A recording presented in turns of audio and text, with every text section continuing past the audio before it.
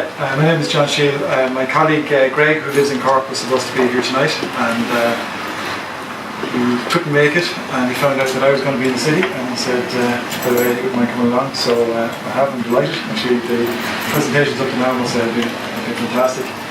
And actually pretty interesting, because you don't hear them generally run of the mill. And the stats, to start on, Dave, just to start off with that, because I'm going to talk a little bit about the stats at an amateur sport level.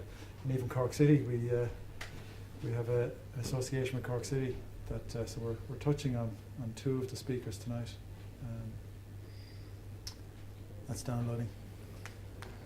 Basically, while I'm waiting for that to download, what we do basically is we do live scoring. So we do live scoring primarily. Our biggest market is amateur sport. So if you can look at anything from the under 11s to the senior team, you're looking at 6 sports, basically golf, soccer, GA football, hurling, we've got rugby and hockey. They're the sports we have today, and we're actually going to expand to other sports. And we put a tool set in the hands of the people who are associated with the club to record the events that are going on the pitch, very simply. Because their alternatives today are they can use Twitter, they can use Facebook, or they can use Clubapp.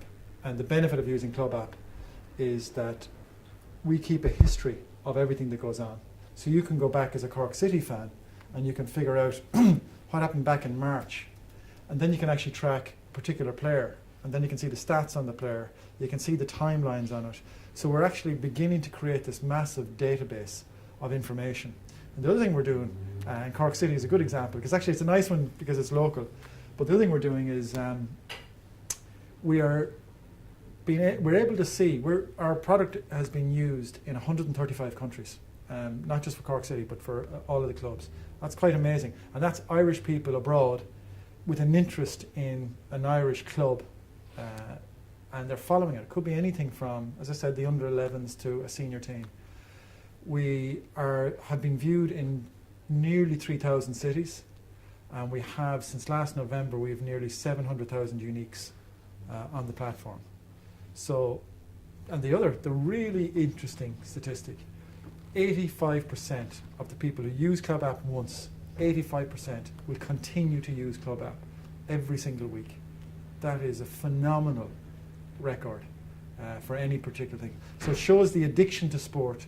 It shows the addiction to knowing what's going on right now. I need the information immediately. And there we go. Thank you. So I pretty much told you about this live scoring. Let's see. I'll talk through the products because it's if you're a sports fan, it's kind of interesting. The access, all the different players, everything from the people that are on the pitch, from the fans who are around there recording it, the fans who are away wanting to know what's going on, all of that. So we have a different product nearly for everybody, so to suit their individual needs. I think if you're here, you probably know all of this. You know, there's a massive global appetite for live scoring. As I said, we're in 139, nearly 140 countries around the world. This has been viewed nearly 3,000 cities, and as I said, nearly 700,000 uniques since last November. It's free to the end user, and it's free to the clubs. We were charging the clubs, and we decided that if you look at the whole structure at amateur level, trying to get any money and trying to raise it is a difficult thing for them. So we changed our business model to an ad-supported model and basically a sponsorship model. And I might talk a bit more about that. So some of the products that we have on the top left there, you basically have, that's what the fan would see. So if you have a smartphone, you can call up your local team. Generally we're using HTML5, people bookmark it. We're also bringing it out now on the App Store and bringing it out on the Play Store. So we'll have it on the major platforms. So that's what the fan would see. And it's also what the person who is scoring the event. So somebody needs to be at the side of the pitch recording the events. But we make it pretty simple for them. It's like 2 clicks and they've recorded it. So if number 13 or number 11 scores a goal, we actually have the clock running, so the time is recorded automatically. You put the number in, you put goal in. You put the number in, you put a card in. So it's just very, very simple. We also have a little feature on it where you hit the Twitter feed and it automatically then outputs to the club's Twitter feed. And you can put in your own hashtags or whatever you want in all of that. The bottom left is what you'll see here in Soho, which is Clubapp.ie. So we've had a lot of interest in this from the pubs, and this, Niamh, is a pretty interesting phenomenon that we're seeing from the other side of it, which is the community side of how the commercial establishments want to get involved around sport. And I think our view and our take on it is that this is all good. The more you put your brand out there, it's a bit like the Coke Wars, the more people see your brand. If you're Cork City, the more people are exposed to it, the more it becomes familiar to their world, the more they want to be associated with, the more they want to buy the gear, the more it comes into their lives. So we're, if you like, we're a vehicle for hopefully helping and facilitating that. And I think, again, a phenomenon we think we're seeing is, we believe we're seeing, and Dave, you touched on this, on the statistics of the major brands out there, the major clubs. That's now, and you look at the stats that you've been doing, you twiddle that down, that is now, the expectation is now going to come down to amateur level. And the amateur sports and the semi-professional sports, the semi-professional realise you have a brand, but the amateur sports need to realise that they have a brand as well, and they need to figure out, how do we market that brand? Because you have a ready audience in your local community, and you're probably competing, if you've got one sport, you're competing against another sport for players, for funding, for fans, for loads of things. So you really have to use the mobile platform to get your brand out there. And the top right-hand one there, what you're looking at basically is an iPad. And the iPad is generally used by the team management. So to select your team before, simple things like you can set it so that you don't actually reveal your team till kick-off. You can do it the day before, you can do whatever you want. So we have all these little features in there that fit in with how clubs operate. I briefly spoke to you about these are the the sports that we currently cover. So soccer, rugby, golf, GAA and hockey. We got in GAA, which is one of my passions, and hurling is as well. We got the All-Ireland club final. Portumna won it. I'm a Portumna man. I was delighted, but we were reviewed all over the world. We were reviewed in, they released it. We only got it up with them, I think, about 2 days before. They announced it that day, and I think it was about 38 countries that it had been viewed in. And there was a party going on in Sydney at 3 o'clock Irish time. Again, with them on the television, on Clubapp.ie, and they were all there watching the results, waiting for every single update to come on. So it's phenomenal when you see how we can, with really simple technology, how we can touch them. There's a lot of interest, particularly from 1 or 2 US investors who own franchises in the US, are talking to us about this. So we would need to start looking at things like the major ones, like baseball, American football, cricket is a massive one in terms of India. It's a massive world sport, and it's in an English-speaking world, which is a world that we can probably we can talk to much easier than if it was an Asian sport or a foreign language sport. The big thing that is I think what's really interesting about this, you see it there highlighted in blue, the player profiles and the automated stats. Again, they've gone back to what you're doing and what people expect. When you start looking at Sky and you see how well they cover sport and the statistics that they bring out, that's an expectation that they now push out into the population. So when people can get that, they just lap it up. And to be able to pick up the stats on a local player who would never really have had a profile, this has kind of given them a profile. And we see that in time, we see one of the areas we'll develop is to actually develop personalities around it, and maybe even develop sponsorship for the player themselves around the following, that you can give them all the stats, you can actually nearly get in touch with the player, so you can touch that player and being involved, again using technology.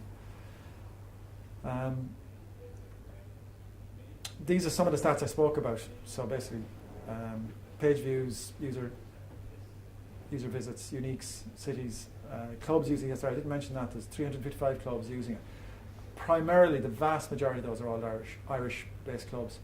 And what we've decided to do is we've decided to get our business model and our product right in Ireland. It's a very good test ground for mobile. And obviously, we learn a lot from every club we go into, but for every sport we go into. And what we need to figure out is, what's the process for engagement with the club? Because we don't want to be caught in a long process where we're ringing up the committee to see, did you make the decision last Tuesday night? We want to automate that because we're giving this to them for free. So we cannot hang around if we're going to scale this. And for the national advertisers and national brands, they run campaigns. So we need to figure out and work with them to see how can they create their campaigns. How can we then get the club involved somehow with this, because we are now getting access to national advertisers, and then get the pubs involved again, because I think the pubs, all of this is a community thing, and it's all basically everybody playing their little bit of a role in how they promote the brand of a particular club. So that's that. Again, we're very lucky that the charts are all going to the top right hand corner at the moment, but we need to accelerate that at a phenomenal rate. But as we learn and we are refining it, we're not 100 miles away or 1,000,000 miles away from figuring out all those things, the clubs, the national advertisers, all of that sort of stuff. We pretty much have our formulas and our sales processes. We have a lot of experience with them because we've been at this for 2 years. 112, this is a statistic, so we've got 112 soccer clubs. Douglas Hall, again, this is just a sample, adopted it a year ago from this. They encourage young members to be the pundit, effectively to be the, what we call it the administrator, which is to sit in the sideline and be involved and score it. So they share it weekly, but the next screen is the more interesting one. This is a small club, and again, this is really about how a small club begins to market their own brand and begins to get their name out there. 1,200 unique visitors, 86% returning visitors. These are fans that are just, they want this information, they want to be associated with the club. 38,000 page views, 7,500 unique visits, and 26 countries and 107 cities. So you can see the world map there, and the amazing ones are, geez, look at South America, look at Australia, look at India. You'd wonder with India whether it's all developers who are looking at this. But, somebody in Kazakhstan there. Somebody in Kazakhstan, yeah. North America. A question, just on the practicality. Do you know when Douglas Hall took this on board? Yeah. So you obviously issue it with a password, is it, or like? Yeah, at different levels. So if you want to become an administrator, yeah, we set up security for you. So only the club can authorize you to administer a game. So yeah, so who has access to that information? Is it like one person or 5 people? They can control who has access to it. Okay, so because there's obviously a lot of trust involved here. With someone not, I suppose, messing around and saying, "Oh, this is the score," when it's not the score. Do you know? Yeah, but yes, there is, but it would be. You have you have the bag man, you have the trainer, you have different roles in a team. This is becoming a new role for teams that are switched on to this. The early adopters realise the power of this. We got a club called Mayo Gales. You can follow them on Clubapp.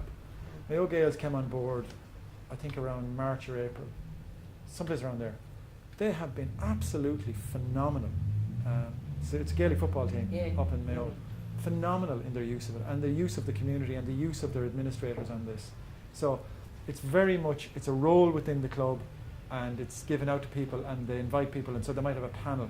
But generally speaking, it starts off the first year, the second year, it starts off at 1 or 2. But then I think as the club begin to see the benefits, you might start to see that extending.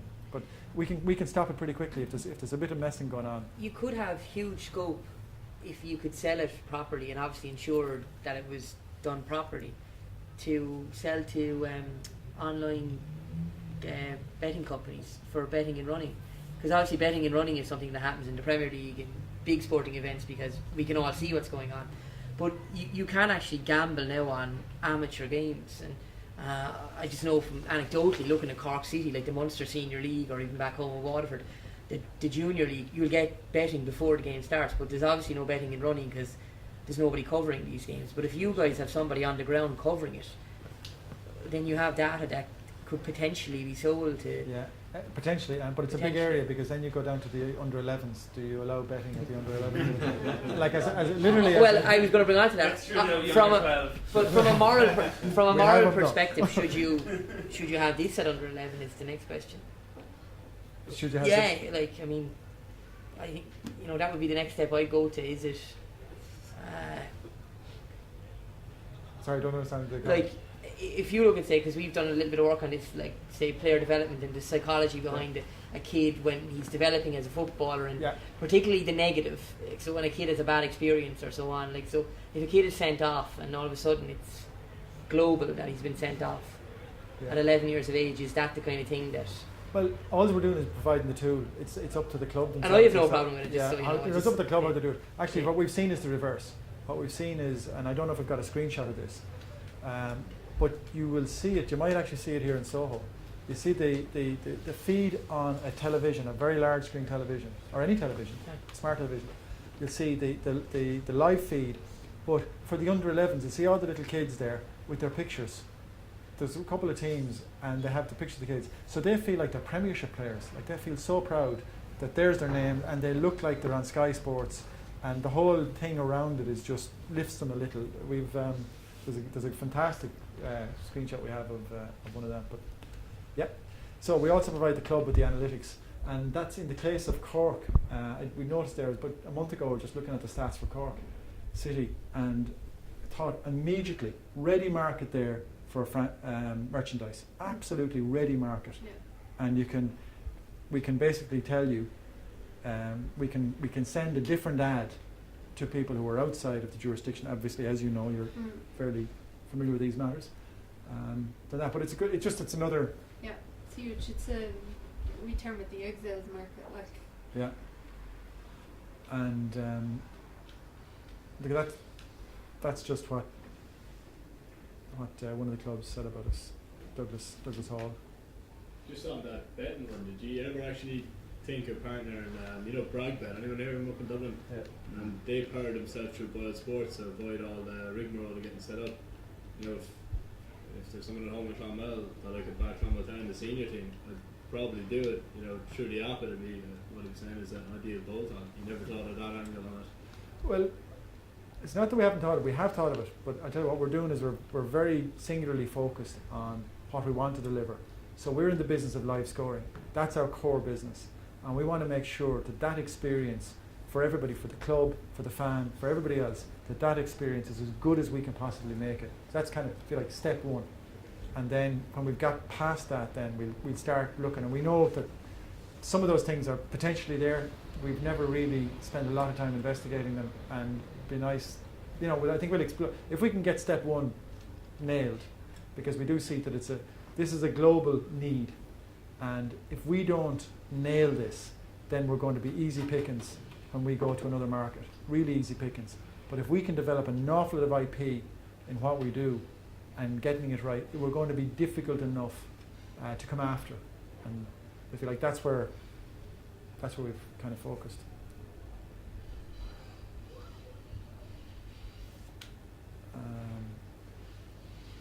So the problem we're addressing is life scoring. I think, look at this, you probably are aware of that. Yeah, so we're going to become the number one. I think I'm nearly at the end. Yeah, I'm pretty much at the end of this. So. Is there a charge on the? Nope. Yeah, Nope. free. It's free. Should you charge people for looking at their own personal stats? I think they'd be the man for that. I wouldn't disagree with you. Yeah, I won't say the thought hasn't occurred. Yeah, I think there's actually. I don't know if there's any hurling fans in the room. I'm a massive fan of Joe Canning, and again we have Joe's stats from the game early on. But it's been nice for a guy like Joe Canning, who really, he's never played for, he hasn't played for a team like Kilkenny. He's won club level. He's never won an All Ireland medal. He has a massive following of people that would just love to be involved. So somehow, there's probably some product in there which is a paid for product to get closer to that, and for him as well to be able to use that vehicle to do it. But we haven't really figured it out yet. John, what have you done in terms of harvesting the data and making it available for team management for performance? I mean, it would strike me that if someone is sitting there and they're tracking what's happening throughout a game, that you start to lay on top of that not just who's scoring, but what positions of the pitch they're scoring from. You know, that now is a level of detail that can be used after the game, or maybe even in game, in terms of performance management. We would only be able to pick that up if it was textually written. So Johnny scores from the right side of the pitch. We don't have any technology that kind of you can press a button and say it. What we do provide them with, though, is, as I said, and it's useful for a lot of teams.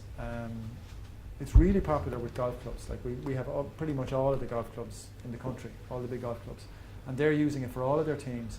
And they're going back season on season. Who played for the team? Who did they play against? How do we do? Do we win our home matches or away matches? Who has the better performance away and at home? And for the new management, and at amateur level, you have new people coming in to a team, in a lot of years, particularly in golf. So they're able to go back and look at those stats. So that's the level we provide it at, and we're building it all the time. But we really want to make this simple for the administrator, because if the administrators don't buy into this and if they find it too difficult, it will literally stop at the first hurdle. So we have to look after them to make their life easy. So just a quick one to compliment, really. I used the app following the South of Ireland, so I was in Limerick following it, and it was great. Like, so it was that you feel you were there, so it was great.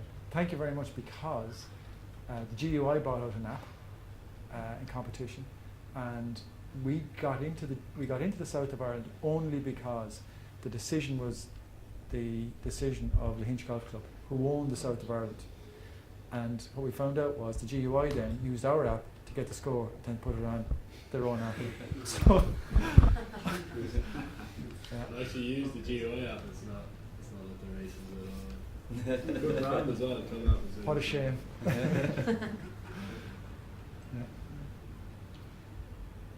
talked about developing IP. How do you protect it on an app?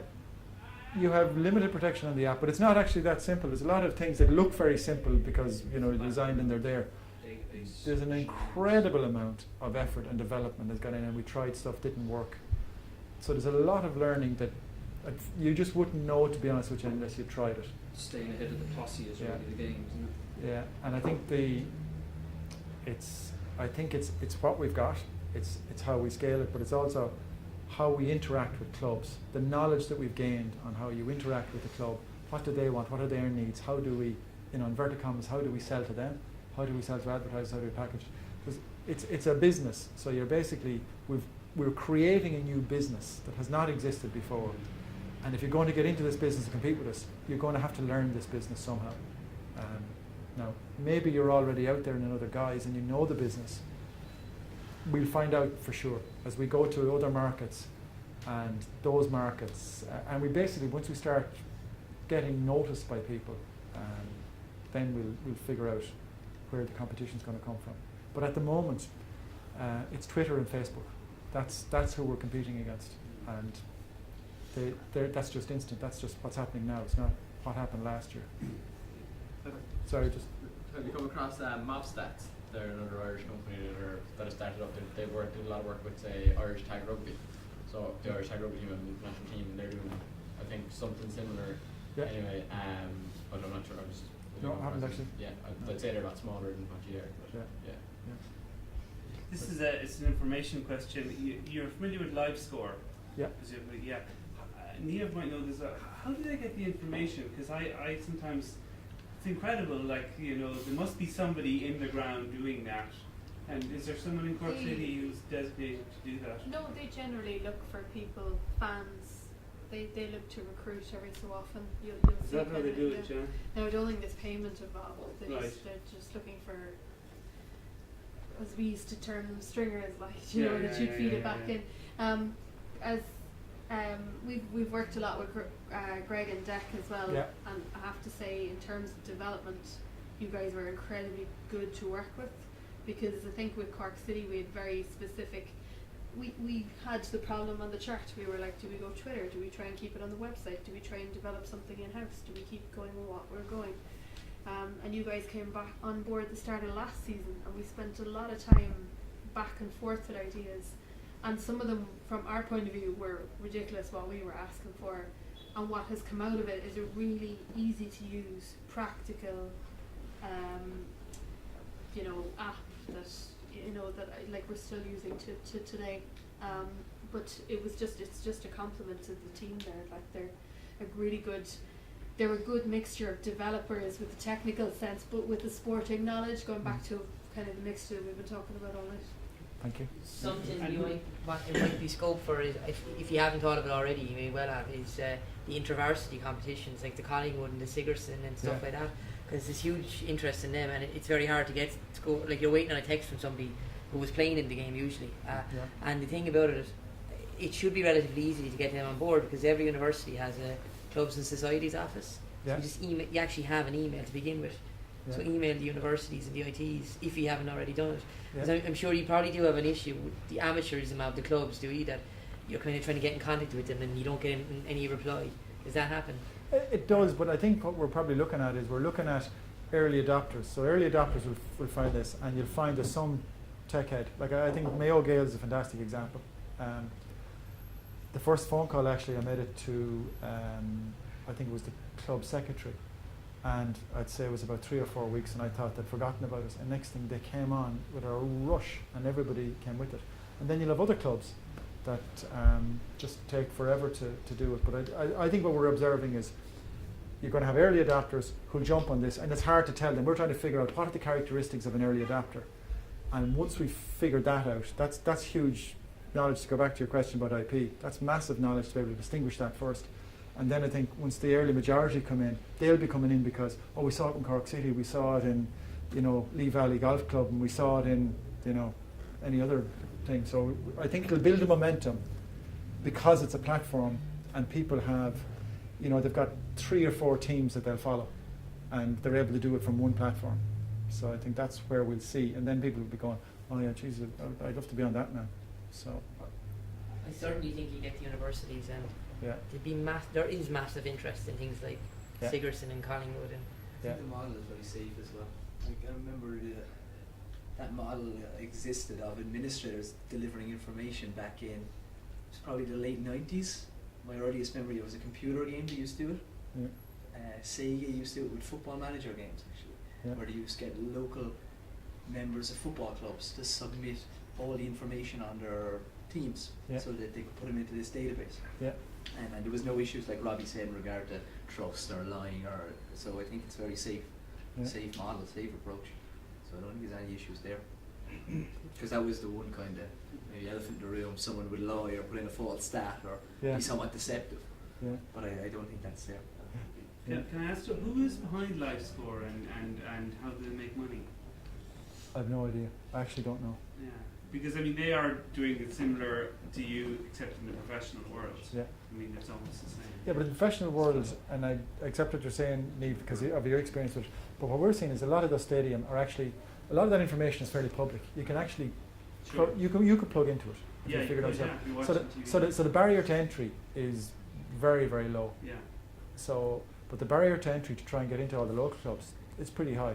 So that's your advantage, I can relate to the issues that you may have had with the golf clubs. Golf Voyager is my company, and we've about 70 golf clubs now.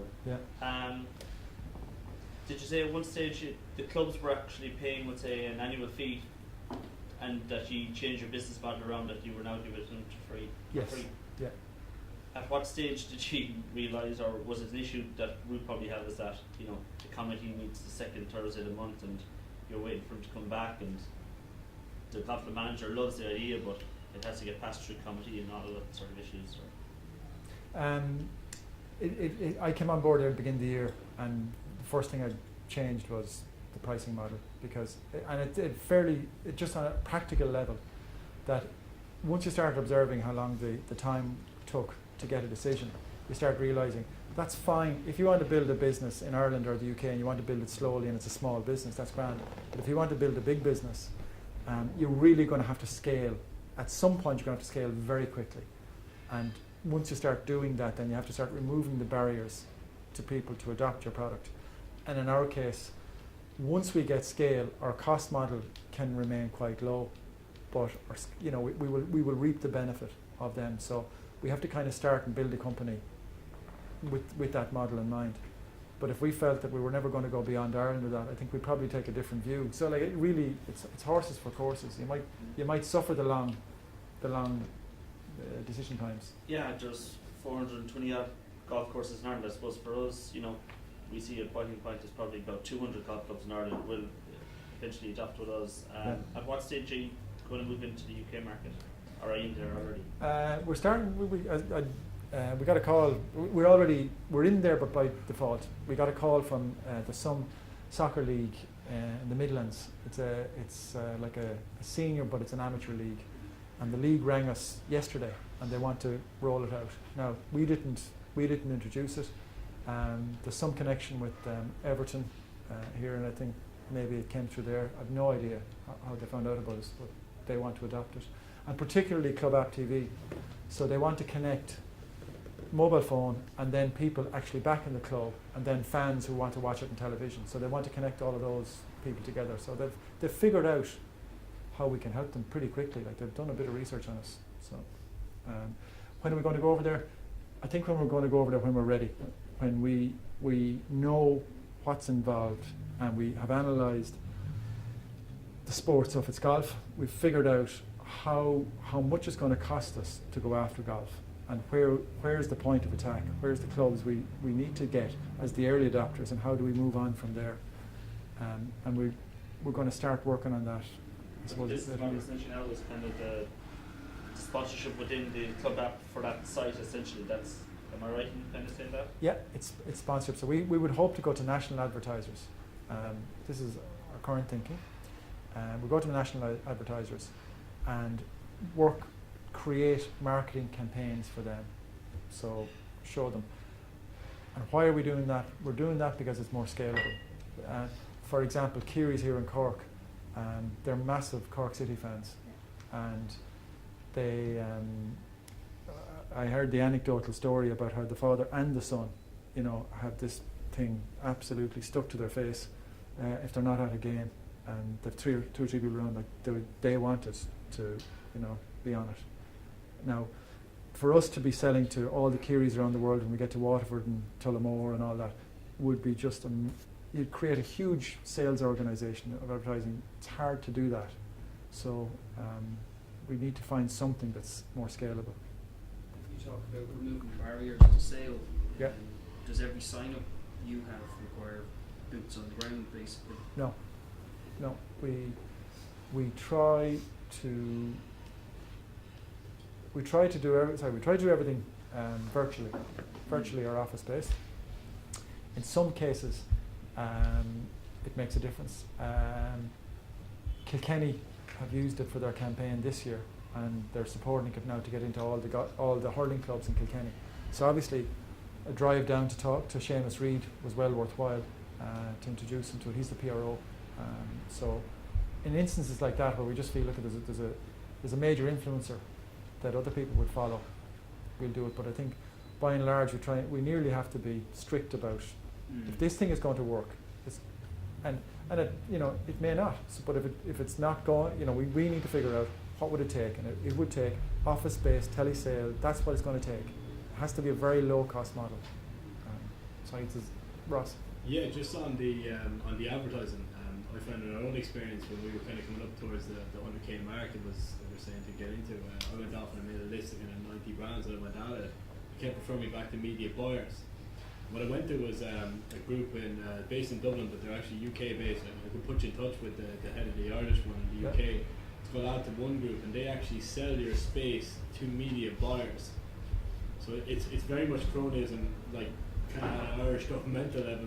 They'd have relationships with these buyers for sites, and they're selling them through the space. Say for you guys trying to attack Munster, and you can spread this particular ad over all these different demographics. They'll sell that into you for them.